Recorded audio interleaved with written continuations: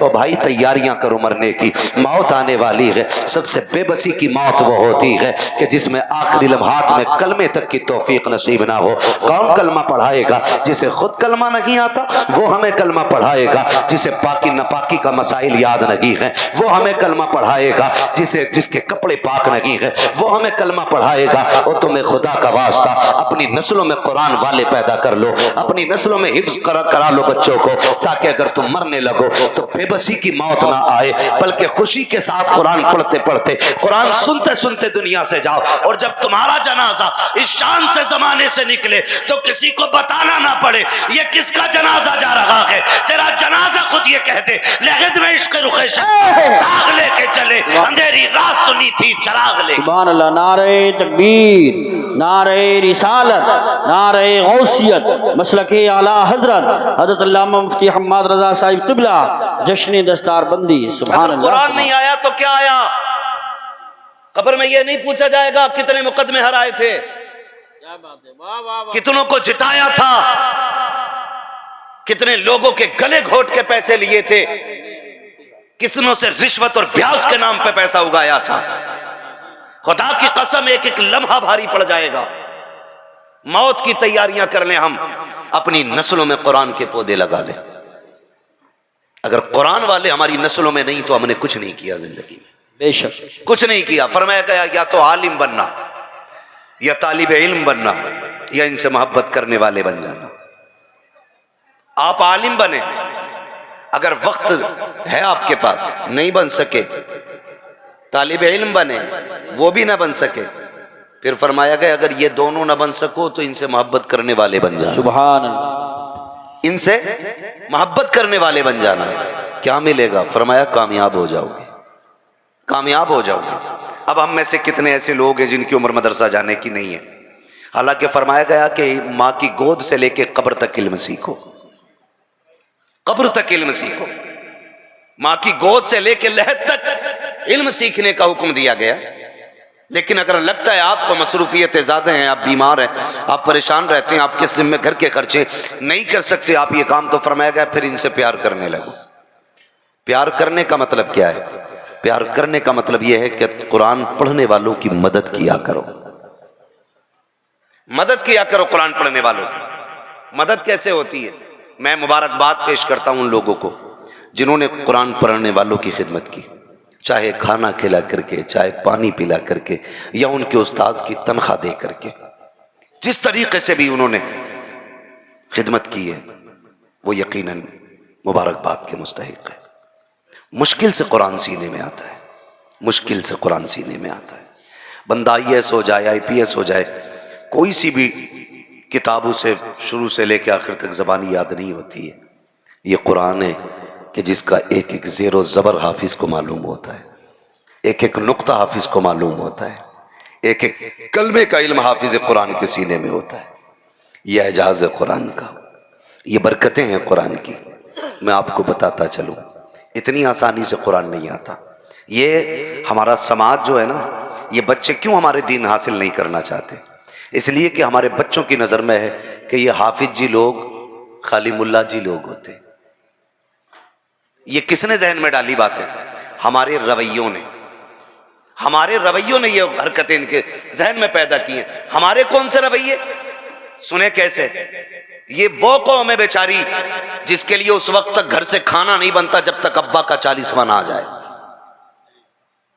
ये मदरसे वाले तब याद आते हैं जब अम्मा मर जाती है कि तीजे का किसे खिलाना है, मदरसे में चले जाओ। 40वें का किसे खिलाना है, मदरसे वालों को खिला दो। इसाले सवाब के कपड़े किसे देने, हाफिज जी को दे दो। क्यों? सबसे बड़ा मोहताज हाफिज जी लग रहा है। मुझे बताया जाए। पहली बात तो यह है कि मैयतों में खाने खिलाए जाते हैं सिर्फ। क्यों? इनका हक शादियों में खाने का नहीं है, वलीमों में इनका खाने का हक नहीं है। मैं कहता हूं खुदा की कसम, अगर वलीमों में टेबल लगे तो सबसे पहले कुरान वालों की जगह होनी चाहिए। लेकिन किया हमने ऐसा नहीं। जो जितना बड़ा मुखिया है उतना बड़ा जलील है कुरान के मामले में। दौलत वाले कुरान वालों को कुछ नहीं समझते। पता चलेगा मर के देख, तुम नहीं जानते हो लोगों का हाल मैं तुम्हें बताऊं। पहली बात तो मैयतों में इनकी दावत होती है, तीजे 40वें में इनकी दावत होती है। जब तेरे बेटे का वलीमा आता है तब कुरान वाले याद क्यों नहीं आते हैं? तब तुम्हें कुरान पढ़ने वाले याद क्यों नहीं आते हैं? क्या ही अच्छा होता कि तुम कुरान वालों को सबसे पहले तीजे के बजाय अपने घर के वलीमों में आगे रखते। होता क्या है, वलीमे का खाना तैयार हुआ, इमाम साहब को बुलाया, कहा फातिहा पढ़ दो। इमाम साहब ने फातिहा पढ़ी, थोड़ी देर के बाद शोर हो गया कि कौरमा कम पड़ गया है, बिरयानी कम हो गई है, खाना कम पड़ गया है। फिर कहते हैं गलती इमाम साहब की है, शायद फातिहा सही से नहीं पढ़ी होगी इसलिए बरकत नहीं हो रही है। ओ भाई, इसकी जिम्मेदारी इमाम साहब को ना दे। ये मत कह फातिहा सही से नहीं हुई है, गारंटी से कहता हूं फातिहा भले छोटी करा, सुन्नत के मुताबिक खिला, खुदा की कसम मेहमानों में भी बरकत होगी, तेरे घर के खाने में भी बरकत हो जाएगी। सुभान अल्लाह, सुभान अल्लाह, वाह वाह, हक है, हक है, हक है। कहते हैं कि अब तरक्की कर ली हमने।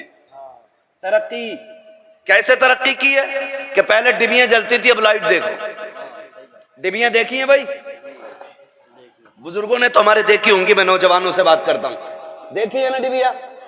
वो डिबियों की रोशनी बड़ी तेज होती थी। उस छोटे से चिराग की रोशनी में हमारी माँ बहनें सुई में धागा डाल लेती थी।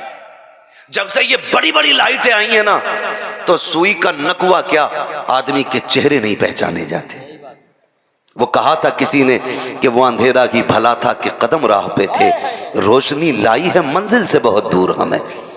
जब से ये उजाले बढ़ गए हैं ना, पहचान कम हो गई है, पहचान कम हो गई है। ये हकीकत बात है। लोग कहते हैं कि दौर है ना, स्टैंडिंग का दौर है। खाने देखो, ऐसे खाने चल रहे हैं बारातों में कि शरीफ आदमी खाना खाने ही नहीं जा रहा। शरीफ आदमी जा ही नहीं रहा खाना खाने के लिए, लौट आते। बोलो हम मुसलमान हैं कि नहीं? मुसलमान हैं हम? सर ना हिलाए, जबान से बोले हैं मुसलमान। मुझे नौजवानों ने कमेटी के बताया कि हमारी बस्ती में अक्सर लोग पढ़े लिखे लोग हैं। तो पढ़े लिखे लोग तो खोपड़ी नहीं हिलाते, वो तो जबान से बात करते हैं। सारे ही मुसलमान हैं कि नहीं भाई? और मुसलमानों की जिंदगी का तरीका क्या है? मुस्तफा के तरीके पे जिंदगी गुजारना। बेशक बेशक, सुभान। आज साइंस मर गई चीखते चीखते। आज चीख रही है साइंस कि खड़े होके खाओगे किडनी फेल हो जाएगी, लीवर खराब हो जाएगा। 1400 साल पहले मेरे नबी ने बताया था, एक पैर बिछा के एक खड़े करके खाओ, कभी जिंदगी में अपेंडिक्स के मरीज नहीं हो। सुभान अल्लाह, माशाअल्लाह। तो जहां आज साइंस पहुंची है, 1400 साल पहले मेरे नबी ने पहुंचाया था। लेकिन फर्क क्या है, कोई मजबूर होके मान रहा है, कोई मसरूर होके मान रहा है। और लोग सोचते हैं कि दीन तो बस मौलवियों का है, बाकी अपना तो कुछ नहीं है, बाकी सारी ठेकेदारी भी मौलवियों की है। नहीं भाई, मैं तुम्हें बता दूं, जितना नबी हमारा है उतना नबी तुम्हारा है। जितना खुदा हमारा है उतना खुदा तुम्हारा है। जितना दीन हमारा है उतना दीन